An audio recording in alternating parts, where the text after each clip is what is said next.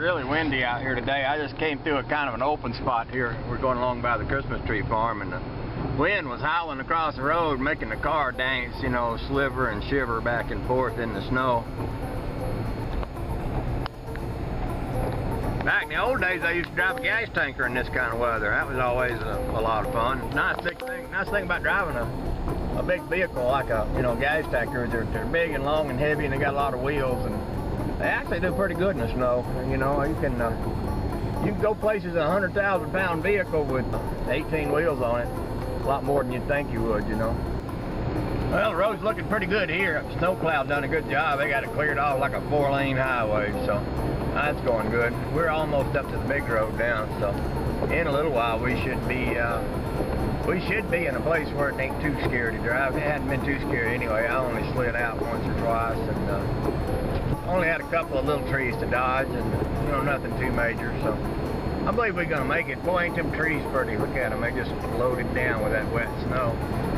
Yeah, it's pretty stuff, all right. Sure is. I wanted to show y'all the sap buckets. We came by a bunch of maple trees, and it's all hanging with sap buckets. We collect. That's you know, we make maple out of real stuff up here.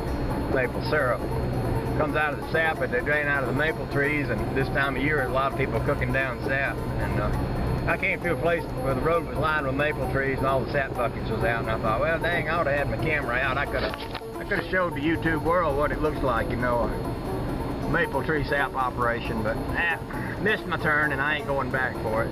Well, I found the traffic. I knew I was bound to sooner or later. I was pretty lucky getting up through the bad part of the road without a lot of cars around. You get out on the big road here, it's going to be obviously more cars, and some of them are going pretty slow, and you can't blame them. You know, you take just like that Chevy van up there in front of me. It's a rear-wheel drive vehicle, unless he's got a boatload of weight and some good snow tires on it. You know, it'd be pretty tricky to keep that thing going straight down the road, especially if the wind's howling across the highway, you know, blowing up against the side of that thing like a big signboard. But yeah, we're still going to get there. We're just not going to get there very fast. But I'm making about 30 miles an hour, 35, 31, 32, yeah. We'll still get there. Oh, ain't that pretty? The orchard over there. It's a pretty place up here. I mean, it sure is. Snow or no snow. Oh, I'm getting a little squirrely myself. Watch out now. No crashing, no crashing. We ain't gonna allow it. Ain't gonna happen. Yeehaw. Alright, I'll quit driving and turn it. I mean, I'll quit shooting the camera and turn the driving off. You know what I'm trying to say. Oh, I hate when this happens. We got a truck stuck on the hill here. I've had this happen to myself before. You know, you get a big semi out with the wrong kind of tires, not enough weight on it, and they get halfway up a hill and they're stuck. We got one stuck right there. I don't know if he's trying to back down the hill now or whether he's just going to sit there, but that's the kind of thing that happens. I feel bad for the fella because like I say, not only have I been in his shoes, but I put a gas tanker in the woods backwards at the foot of a hill one time a few years ago, and I sure do know what it feels like. I believe I see him out there shoveling, which is a good thing, because if he's outside the truck shoveling snow, that means he's not inside the truck trying to drive it, which means, because if he was trying to drive it, there's a good chance the thing could jackknife out sideways, and then I'd have to worry about trying not to hit him. So yeah, that's a bad place to be, all right. Single axle tractor.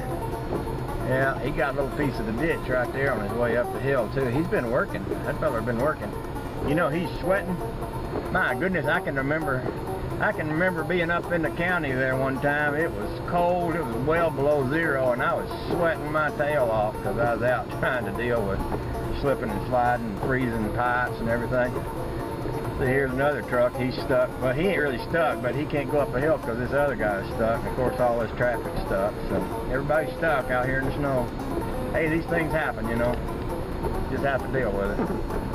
Josh, if you're seeing this down there riding around on your big motorcycle with your tattoos out in the wind, just think about all the things you're missing. I know you know what it's like to drive a truck, and just imagine you won't have to get out and dig the snow out from under your tires, try to get up a hill and all. I know you miss that kind of life, but you know, every person just has to deal with what they have to deal with, you know.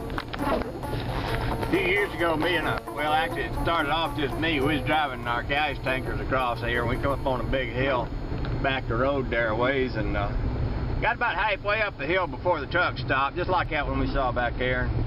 Couldn't go no farther up it because it was too slippery. The truck wouldn't go up a hill anymore. So we was all sitting out there, and this lady came out of her house, and she said, y'all come on in, you know, y'all don't have to sit out here on the road. You can come in the house and warm up. So she brung us in the house there, and after we got in there, she, you know, let us know that she'd been drinking, and she also let us know that her husband was sleeping in the other room, and she also let us know that she thought at least one or two of us was kind of cute. And, you know, we just kind of looking at each other saying, all right then, what do we do now? And eventually we got out to our trucks and moved on along before anything, you know, embarrassing came about. But it was an interesting night. A lot of interesting things happened.